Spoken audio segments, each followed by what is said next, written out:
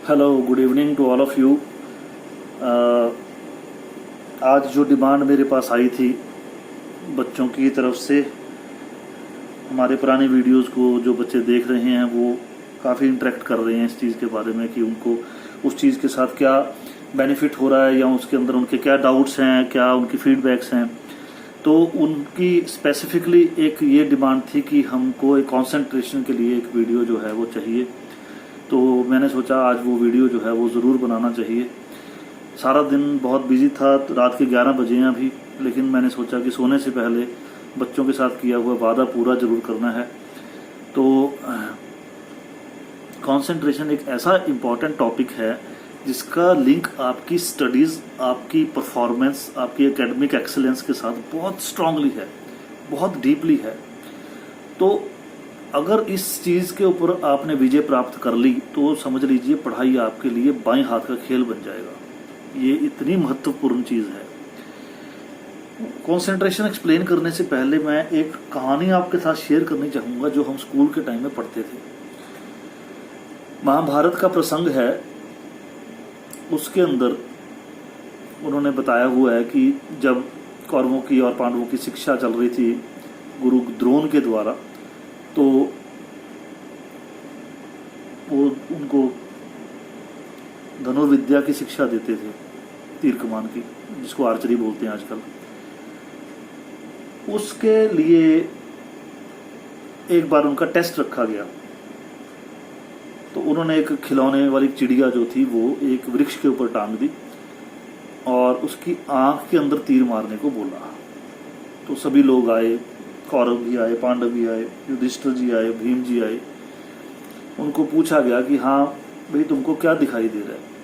किसी का जवाब था मेरे को वृक्ष दिखाई दे रहा है, किसी का जवाब था मेरे को तो आसपास के पहाड़ दिखाई दे रहे हैं, किसी को पत्ते दिखाई दे रहे थे, किसी को फल दिखाई दे रहे थे, किसी को चिड़िया दिखाई दे रही थी। लेकिन केवल एक उनमें से विद्यार्थी ऐसे थे जिन्होंने बोला मेरे को चिड़िया की आंख दिखाई दे रही है। उन्होंने पूछा तुमको और क्या दिखाई दे रहा है? उन्होंने बोला मेरे को और कुछ नहीं दिखाई दे रहा। तो वो जो विद्यार्थी थे वो थे अर्जुन। इसी वजह से अर्जुन सर्वश्रेष्ठ धनुर्धर बने थे, सबसे बेस्ट वो धनुर्विद्या के माहिर बने थे वो, क्योंकि बहुत उनकी कंसंट्रेशन गजब की थी और गुरु द्रोण के बहुत प्रिय शिष्य थे वो।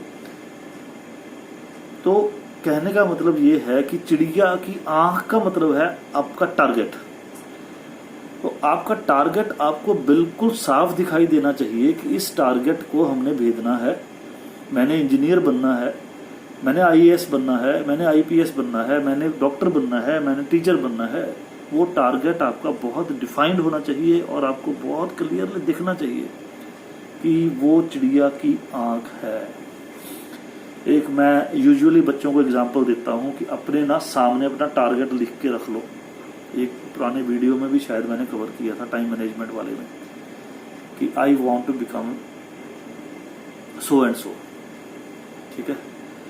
तो वो जब आप उसको रोज देखोगे ना तो वो इंस्पायर करता है आपको। उसका इफेक्ट हमारे सबकॉन्शियस माइंड के ऊपर भी पड़ता है, उसका इफेक्ट हमारी सराउंडिंग के ऊपर भी पड़ता है, उसका इफेक्ट हमारी विल पावर के ऊपर, हमारी डिटर्मिनेशन के ऊपर पड़ता है। तो वो चीज़ बहुत हेल्प करती है। लेकिन उसको करने के लिए वो तो एक बड़ा टारगेट या गोल बन गया, उसको करने के लिए छोटे छोटे स्टेप्स को आपको पार करना पड़ेगा, छोटे छोटे स्टेप्स को आपको स्टेप अप करना पड़ेगा। तो सबसे इंपॉर्टेंट बात तो ये है कि we should be in present tense. ये बात हम बोलते हैं, अगर प्रेजेंट अच्छा होगा तो टुमारो अच्छा होगा, फ्यूचर अच्छा होगा। तो उसमें हम क्या करें कि जैसे हमने 1 घंटे को डिफाइन कर लिया, 1 घंटे के अंदर हमने ये काम करना है। अब वो काम आपका तब होगा अगर उस काम के अंदर आपकी कंसंट्रेशन होगी। अब आप लेकर किताब बैठ गए, आपके माता पिता आए, देखा ओहो वेरी गुड मेरा बच्चा पढ़ रहा है, ठीक है, आप पेज नंबर 20 के ऊपर हैं, नया चैप्टर शुरू किया है, आधे घंटे बाद आप फिर पेज नंबर 20 पे बैठे हैं, 21, 22, 23 तक पहुंचे ही नहीं आप। क्यों? पेज नंबर 20 के ऊपर जो लिखा हुआ है उसको आपने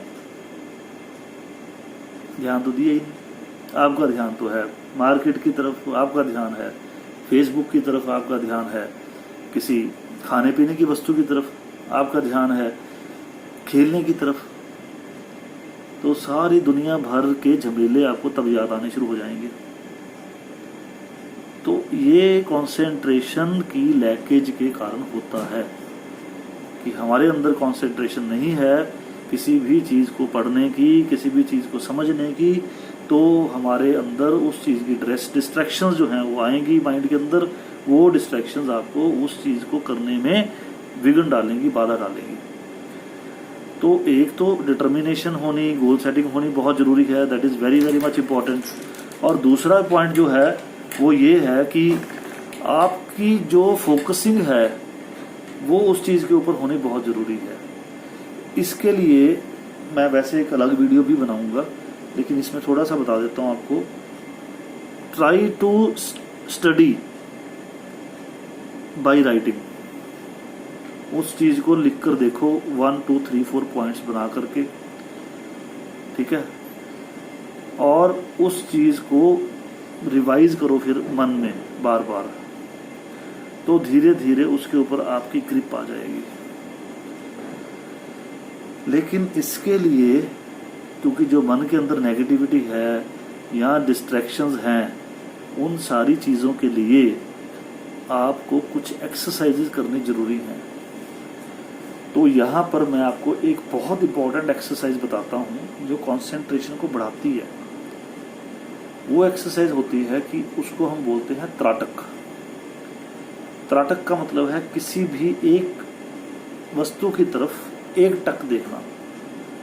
आप अपने सामने एक कैंडल जला लीजिए, उसकी जो फ्लेम है उसको आप देखिए, अंधेरा कर लीजिए रूम में और उस फ्लेम को देखिए। उससे क्या होगा कि आपकी जो कंसंट्रेशन है वो डेवलप हो जाएगी। ये एक मेथड है। दूसरा मेथड है, आप एक दिया जला लीजिए, उसकी तरफ आप देख सकते हैं और वो आपकी आंखों के बिल्कुल सामने होना चाहिए। ऐसा ना हो कि वो कुछ एंगल्स के ऊपर हो, फिर आंखों पे स्ट्रेन पड़ता है। और एक मेथड है कि आप कोई और वस्तु लेकर, कोई जैसे एक वाइट पेपर ले लिया, उसके बीच में एक ब्लैक कलर का काला सा पूरा जैसे वो सिक्का होता है ना, वो बना लिया, उसको ब्लैक करके उसके सेंटर में येलो निशान लगा दो और उस पेपर को फिर सामने अपने पेस्ट कर दो और उसकी तरफ देखो। आप स्वास्तिक की तरफ भी देखा जा सकता है, वो भी बहुत अच्छा एक साधन है जिससे कंसंट्रेशन डेवलप होती है।